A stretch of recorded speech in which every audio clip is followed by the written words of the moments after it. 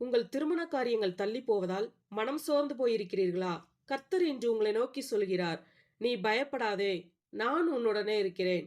திகையாதே, நான் உன் தேவன். நான் உன்னை பலப்படுத்தி உனக்கு சகாயம் பண்ணுவேன். ஏசாயா 41:10. ஆபிரகாமின் ஊழியக்காரன் ஈசாக்குக்காக பெண் தேடி சென்றபோது அவன் சொன்ன ஒரு வார்த்தை, கர்த்தர் என்னை நேர்வழியாய் நடத்தி கொண்டு வந்தார். ஆதியாகமம் 24:27. மனிதர்களாகிய நாம் சில நேரங்களில் தவறான பாதையை தேர்ந்தெடுக்கலாம்.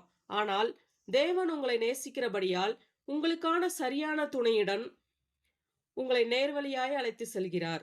உங்கள் கண்கள் காணாத, உங்கள் இதயம் நினைக்காத ஒரு மேலான ஆசீர்வாதத்தை அவர் உங்களுக்காக ஆயத்தம் செய்திருக்கிறார். ஒவ்வொன்றிற்கும் ஒவ்வொரு காலம் உண்டு.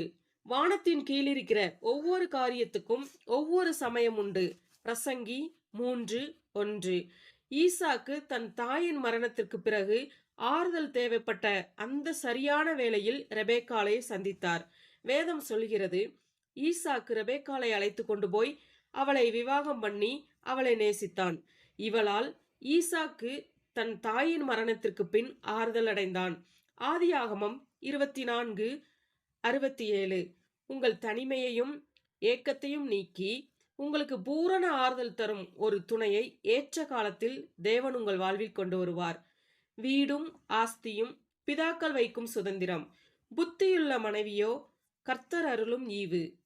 நீதிமொழிகள் 19:14. மனிதர்கள் வரன்களை தேடலாம், ஆனால் ஒரு நல்ல துணையை தருவது கர்த்தர் மட்டுமே. நீங்கள் கர்த்தரை நம்பியிருக்கும் போது அவர் உங்கள் விருப்பத்தின்படி அல்ல, உங்கள் வாழ்விற்கு தேவையான சிறந்த ஈவை தருவார். உன் வழியை கர்த்தருக்கு ஒப்புவித்து அவர் மேல் நம்பிக்கையாயிரு, அவரே காரியத்தை வாய்க்க பண்ணுவார். சங்கீதம் 37:5. கவலைப்படுவதை நிறுத்திவிட்டு முழு நம்பிக்கையோடு கர்த்தரிடம் உங்கள் பாரத்தை இறக்கி வைங்கள். ஈசாக்கின் வாழ்வில் அற்புதத்தை செய்த தேவன் உங்கள் வாழ்விலும் அதிசயத்தை செய்வார். நம்பிக்கையோடு இருங்கள். கர்த்தர் உங்கள் கண்ணீரை துடைத்து சீக்கிரமே உங்கள் இல்லத்தில் திருமண சந்தோஷத்தை கட்டளையிடுவார்.